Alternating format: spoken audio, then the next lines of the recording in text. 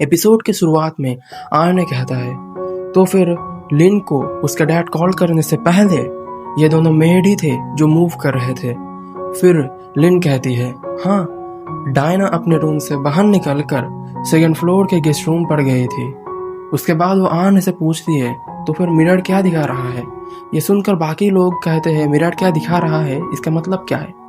फिर आर्ने कहता है ये इसको मेरा एक एबिलिटी समझ लो कि जो भी मिरर के सामने से जाता है मैं उसे मिरर के द्वारा देख सकता हूँ। फिर वो कहता है अगर तुम्हें थर्ड फ्लोर पर लिन के डैड के रूम पे जाना है तो फिर तुम्हें डाइनिंग रूम पर जो बर्न बैठा था उसे या फिर सेकंड फ्लोर के मिरर पर दिखना चाहिए।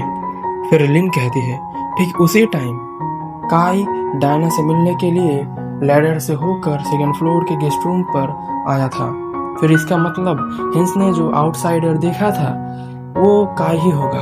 फिर आर्ने कहता है मिरर के द्वारा हमें ये पता है कि काई उस पूरे टाइम पर गेस्ट रूम पर नहीं था। फिर लिन कहती है उसके बाद एलिस से डैड को पानी देने के लिए थर्ड फ्लोर पर उनके रूम पे जा रही थी, लेकिन फिर उसे याद आता है कि डैड को पानी की कोई ज़रूरत नहीं है, इसीलिए वो उस पानी को जब फ्लावर वाज में डाल रही थी तभी वो उसे गिरा देता है। ठीक उसी टाइम पर डैड ने मुझे कॉल किया था और मैं डैड के रूम पे जा रही थी। तभी मैं जब सेकंड फ्लोर पर थी तभी मुझे उस भास के गिरने की आवाज़ सुनाई देती है, लेकिन मैं रुकती नहीं, मैं डैड के रूम पे चली जाती थी।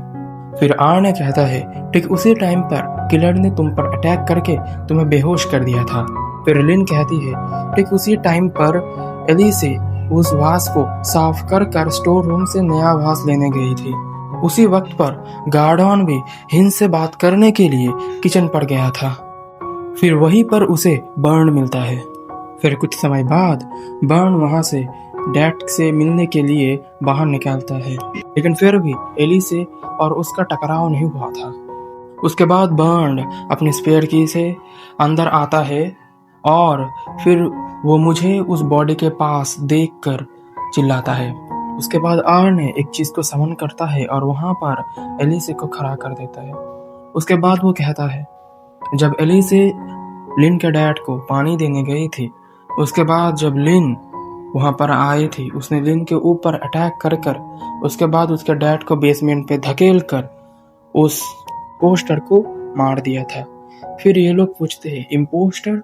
फिर लिन बताती है कि वहां पर जो बंदे का बॉडी था वो असल में उसका डैड का बॉडी नहीं था, उसके डैड का बॉडी तो बेसमेंट पर था।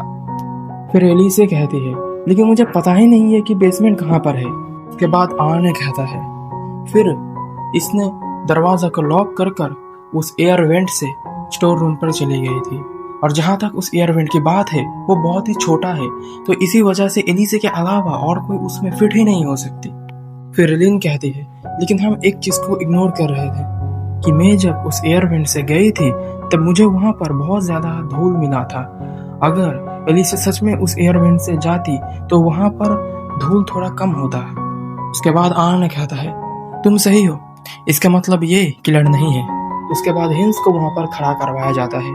फिर लिन उससे पूछती है क्या तुम मेरे डैड का मर्डर होने से पहले किचन से बाहर निकले थे। फिर आर्ने कहता है किचन से बाहर निकलने का दो ही रास्ता है, एक है डाइनिंग रूम और एक है बैकयार्ड। अगर वो डाइनिंग रूम से निकलता तो बर्न उसे जरूर देखता, और अगर वो बैकयार्ड से निकलता तो फिर गार्ड डॉग उस पर जरूर भौंकते। फिर इसका मतलब ये किलर नहीं है। फिर काय और डायना को वहां पर खड़ा करवाया जाता है।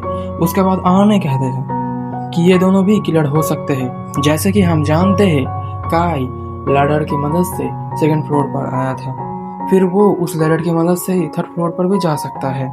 उसके बाद लिन कहती है कि ऐसा नहीं हो सकता क्योंकि काय के अकेले के द्वारा उस लैडर को उठाना आसान नहीं है। फिर आर्ने कहता है वहां पर सिर्फ वो अकेले नहीं थी, वहां पर डायना भी थी, तो शायद डायना ने भी उसे हेल्प किया लैडर को उठाने में। उसके बाद लिन कहती है ऐसा भी नहीं हो सकता क्योंकि डायना को ऊंचाई से बहुत ज्यादा डर लगता है, उसे इतना ज्यादा डर लगता है कि वो बैल्कनी में भी नहीं जाती, तो इसका मतलब ये दोनों भी किलर नहीं है। फिर आर्ने कहता है यहाँ पर अब बस दो ही लोग बचे हैं, तो अब तुम चूज करो कि इसमें से कौन किलर है। उसके बाद लिन बर्न को चूज करती है। फिर उसके बाद बर्न को रस्सी पहनाई दी जाती है, लेकिन उसके बाद आर्ने थोड़ा सा अपना खून बर्न को दिखाता है। इसे देखकर बर्न बेहोश हो जाता है। फिर आर्न कहता है कि मैंने सुना था कि बर्न को बिल्कुल भी खून बर्दाश्त नहीं होता, इसका मतलब बर्न किलर तो हो ही नहीं सकता। इसके बाद आर्न इन सभी को एक मिरर के सामने ले आता है। फिर वो कहता है कि ये लोग किसी न किसी तरह से बच गए क्योंकि ये लोग ह्यूमन हैं। इसका मतलब जो भी किलर है वो ह्यूमन नहीं है। उसके बाद लिन कहती है नहीं, ऐसा नहीं हो सकता। फिर वो जिस से पूछती है तुमने बटलर को देखा है ना इस पूरे टाइम पर? फिर जिस कहता है बटलर? वो कौन है? मैंने देखा है कि तुम्हारे इस मेंशन पर 5 लोग काम करते हैं, 2 मेड, एक वॉचमैन, एक गार्डनर और एक शेफ। उसके बाद लिन कहती है तो फिर गार्डन, तुम वैम्पायर हो, उस मिरर के सामने जाओ। फिर हिंस कहता है लेकिन ये कैसे हो सकता है, किलर ने तो मुझे और गार्डन दोनों को ही मारा था। फिर आर्न कहता है कि नहीं, मैंने सिर्फ तुमको मारा था, गार्डन तो अपने आप ही गिर गया था अपने आप को इनोसेंट दिखाने के लिए। फिर गार्डन मिरर के सामने जाता है और हम देखते हैं कि मिरर पर उसका कोई रिफ्लेक्शन नहीं होता। इसे देखकर लिन कहती है तो इसका मतलब उस पूरे टाइम पर तुम मेरे डैड के रूम पे ही थे और वो सब कर कर तुम हमें लॉक कर कर नीचे चले आए थे, और जहाँ तक तुम एक वैम्पायर हो इसी वजह से तुम्हारा कोई रिफ्लेक्शन भी मिरर पर नहीं दिखा। उसके बाद लिन कहती है कि तुमने ऐसा क्यों किया? फिर गार्डन कहता है ये कितना बुरा है, मुझे लगा था कि मैं कुछ दिन और इस मेंशन को सर्व करूंगा। हालांकि 1 महीने पहले ही मास्टर ने ब्लैक मार्केट से एक हार्ट ले आया था जो था मेरे किंग का, और हाँ, ये वही किंग है जिसका नाम बेसमेंट में लिखा था। फिर वो कहता है कि मैंने और मास्टर ने मिलकर उस बॉडी को तैयार कर लिया था, अब बस जो बचा हुआ था वो था रिचुअल को परफॉर्म करना। हालांकि मैं मिस्ट्रेस को जिंदा करने से ज्यादा अपने किंग को जिंदा करना चाहता था और इसी वजह से मैंने ये सब किया। उसके बाद वो कहता है लेकिन अब चिंता मत कीजिए, इसके बाद भी मैं आपको सर्व करता मिस्ट्रेस। उसके बाद आर्न कहता है मिस्ट्रेस मुझे हंसाओ मत, तुम उसे बस अपना पपेट बनाना चाहते थे, मैंने उसके हाथ में बाइट मार्क भी देखा है। उसके बाद लिन वो बाइट मार्क देखता है। फिर आर्न कहता है तुम बस लिन को कंट्रोल कर कर इस मेंशन के ऊपर पूरा कंट्रोल लेना चाहते थे। उस किंग को पावर में आने के लिए एक नोबेल टाइटल होना बहुत हेल्पफुल है। उसके बाद गार्डन कहता है कि मिस्ट्रेस जब बेहोश थी तब मैंने उन्हें बाइट कर कर अपने पपेट बना लिया, लेकिन उसके बाद मैंने देखा कि फिर भी वो मेरे खिलाफ जा रही थी। इसका मतलब मिस्ट्रेस पहले से ही कोई ह्यूमन नहीं है। फिर आर्न कहता है तो इसी वजह से तुमने उसे मारने का फैसला किया। उसके बाद गार्डन ट्रांसफॉर्म करता है और कहता है अगर तब मास्टर बर्न को नहीं बुलाता तो अब तक मैं मेरा लॉर्ड को जिंदा कर चुका था। उसके बाद गार्डन वहां से निकलकर छत पे चला जाता है और उस हर्ट को अपने आप को एब्जॉर्ब करने देता है। उसके बाद हम देखते हैं कि वो किंग रिवाइव हो जाता है। उसके बाद वहां पर आर्ने आता है। फिर वो किंग आर्ने पर अटैक करता है जिसे आर्ने ब्लॉक कर लेता है। उसके बाद वो किंग दूर जाकर एक स्पेल एक्टिवेट करता है जहां पर हमें बताया जाता है कि ये जो स्पेल है इसको ब्लड डुएल कहते हैं, और यहाँ पर तुम जितने ब्लड लूज करोगे तुम्हारा ओपोनेंट उतना ही ब्लड रिसीव करेगा। उसके बाद वो किंग कहता है तुम्हारा सारा ब्लड मैं ले लूंगा। फिर वो आर्ने पर एक के बाद एक अटैक करने लगता है। फिर आर्ने जब नीचे जाता है वो एक ट्रैप पर पैर रख देता है जिसकी वजह से वहां पर एक ब्लास्ट होता है।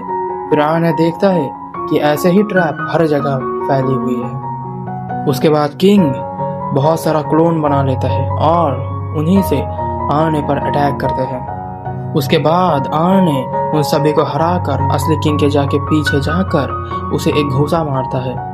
इससे वो किंग नीचे जाके गिरता है। इसके बाद जब ये दोनों हेड टू हेड फाइट करने जाते हैं तभी आर्ने के पीछे उस किंग का कुछ क्लोन आ जाते हैं। उसके बाद वहां पर एक धमाका होता है जिसके बाद हम देखते हैं कि आर्ने ने उन सभी को हरा दिया रहता है।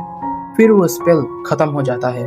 उसके बाद वो किंग एक और स्पेल यूज करता है जिससे कि एक जाइंट जैसा कुछ समन होता है। फिर उसके बाद वो उससे उस पर अटैक करता है।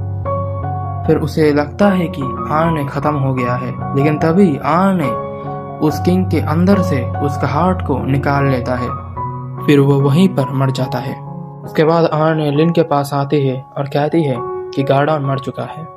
फिर लिन कहती है अब मुझे ऐसा लग रहा है कि पूरा वर्ल्ड ही खत्म हो चुका है। इसके बाद आर्ने लिन से कहता है तुम बहुत बड़े बेवकूफ हो, तुम्हें पता भी है कि तुम्हारा ये वर्ल्ड कितना छोटा है।